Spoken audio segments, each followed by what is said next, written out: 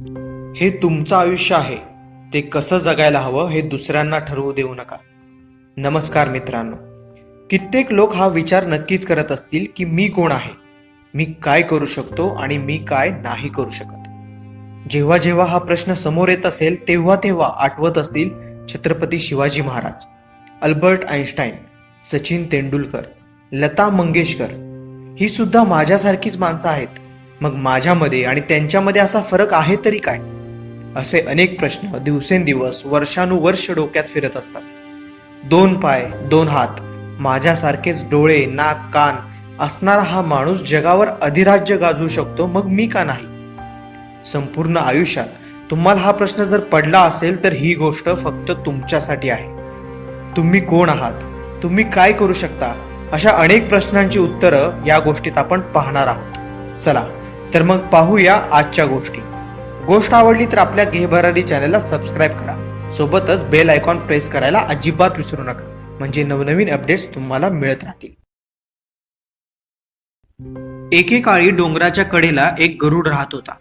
गरुडाने आपल्या घरात 4 मोठी अंडी घातली होती. एक दिवस भयानक भूकंप आला. जशी जमीन हादरली तसं 4 पैकी एक अंड घनगळत डोंगरावरून शेतात असलेल्या कोंबड्याच्या खुराड्यात गेलं. जेव्हा कोंबड्यांना ते अंड आढळलं तेव्हा त्यांनी त्याचं संरक्षण करण्याचा निर्णय घेतला. कोंबडीने स्वतःच्या अंड्याप्रमाणेच त्याची सुद्धा देखभाल करायला सुरुवात केली. थोड्या दिवसानंतर त्या अंड्यांमधून पिल्लांचा जन्म झाला. कोंबडीच्या पिल्लांसोबतच गरुडाचा पण जन्म झाला होता. कोंबडी सर्व पिल्लांना सांभाळत होती, त्यामुळे गरुडाच्या पिल्लांवर सुद्धा कोंबडीसारखेच पालन पोषण झाले. एक दिवस काहीतरी खात असताना त्या गरुडाच्या पिल्लाला उंच आकाशात भरारी घेताना एक गरुड दिसला. उत्साही होत त्या पिल्लाने इतर कोंबडीच्या पिल्लांना सांगितलं की मलाही याच्यासारखं उंच उंच आकाशात उडायचं आहे. यावर बाकीची सर्व पिल्लं जोरजोरात हसू लागली आणि म्हणाली, तो गरुड आहे गरुड, तो उंच आकाशात उडणारच. आपण कोंबडीची पिल्लं. कोंबडी कधीही उंच आकाशात उडत नाही. ते पिल्लू हिरमुसलं, म्हणून त्याने पुढे प्रयत्नही केले नाहीत. ते गरुडाचं पिल्लू कोंबडीच्या कुटुंबासोबत आनंदी होतं, पण त्याला काहीतरी कुठेतरी चुकल्यासारखं वाटायचं. दररोज गरुडाला उंच आकाशात उडताना पाहून स्वतःलाही उंच उडण्याची इच्छा व्हायची, पण प्रत्येक वेळी आपण उडू शकत नाही हे सर्वांकडून उत्तर मिळायचं. का तर आपण कोंबडीचं पिल्लं आहोत. जशी जशी कोंबडीची पिल्ले वाढत होती तशी तशी ती शिकवलेल्या सर्व गोष्टी करत होती. चालत चालत बाहेर पडून खायचं आणि परत आपल्या घरी परतायचं. गरुडाच्या पिल्लाला सुद्धा त्याशिवाय पर्याय नव्हता, कारण आता पहिल्यासारखं उत्साही राहिला नव्हता. आपण ते करू शकत नाही हे ठामपणे त्याच्या मनावर कोरलं गेलं होतं. कोंबडीची पिल्लं मोठी झाली, सोबतच गरुड सुद्धा मोठा झाला, पण तो उंच उडायला मात्र कधीच शिकला नाही. एकदा एक भुकेलेली आणि गर्भवती असलेली वाघीण शेळ्यांच्या कळपामध्ये येऊन डरकाळी फोडते. यामुळे तिथल्या सगळ्या शेळ्या घाबरून धावून जातात. पण जेव्हा पुन्हा सर्व शेळ्या गवत चरण्यासाठी एकत्रित होतात तेव्हा त्या पाहतात की भुकेलेली आणि गर्भवती असलेली वाघीण बाळाला जन्म देऊन भुकेने मरण पावली आहे. सर्व शेळ्या मिळून त्या वाघिणीच्या बाळाला दत्तक घेतात. ते बाळ हळूहळू एक शेळी म्हणून वाढायला सुरुवात करतात. हळूहळू गवत सुद्धा खायला सुरुवात करतात, पण त्या गवतामुळे त्याच्या शरीराचं चांगल्या प्रकारे पोषण होत नसल्यामुळे तो वाघ कमजोर बनू लागतो.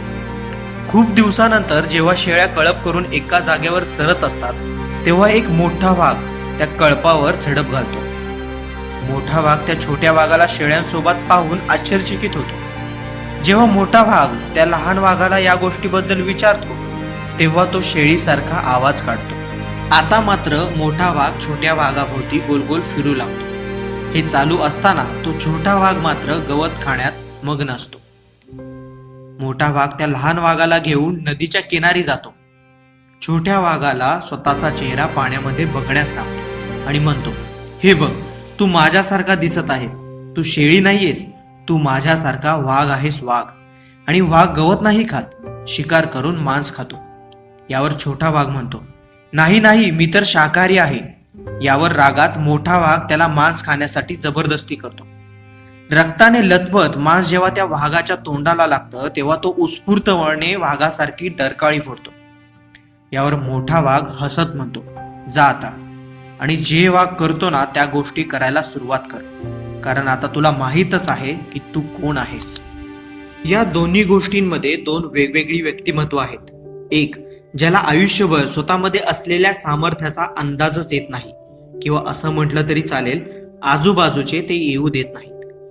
गरुडाच्या पिल्लाचा जन्म तर विजेता बनण्यासाठी झाला होता, उंच उंच आकाशात झेप घेण्यासाठी झाला होता, पण तो स्वतःला ओळखू शकला नाही, म्हणून संपूर्ण आयुष्यात हरला. दुसऱ्या गोष्टीमध्ये त्या वाघाला स्वतःचं अस्तित्व कळालं, म्हणूनच त्याला स्वतःचं सामर्थ्य कळालं. पण माणूस म्हणून आपण काहीही करू शकतो. ही दुनिया जरी म्हटली की हे होणं शक्य नाही, तरी ते शक्य करण्याची धमक तुमच्यामध्ये असायला हवी. तुमच्याकडून काय होऊ शकतं आणि काय होऊ शकत नाही हे तुमच्यापेक्षा जगातल्या कोणत्याच व्यक्तीला माहीत नसतं. आयुष्यात एक डोंगर सर केला की तुम्हाला कळतं की हा डोंगर सर करण्याचं सामर्थ्य माझ्यामध्ये आहे. याच्यापेक्षा अजून मोठा डोंगर सर केला की अजून सामर्थ्य वाढलेलं असतं. जेवढ्या वेळा तुम्ही डोंगर सर कराल तेवढ्या वेळा तुम्ही सामर्थ्यवान बनत जाता. म्हणूनच म्हणतो, तुम्ही असामान्य शक्तीचे धनी आहात. स्वतःवर विश्वास ठेवा. स्वप्न तुमची आहेत तर विश्वासही तुम्हालाच ठेवावा लागेल, कारण शेवटी तुम्ही तेच बनता जो तुम्ही विचार करता. धन्यवाद.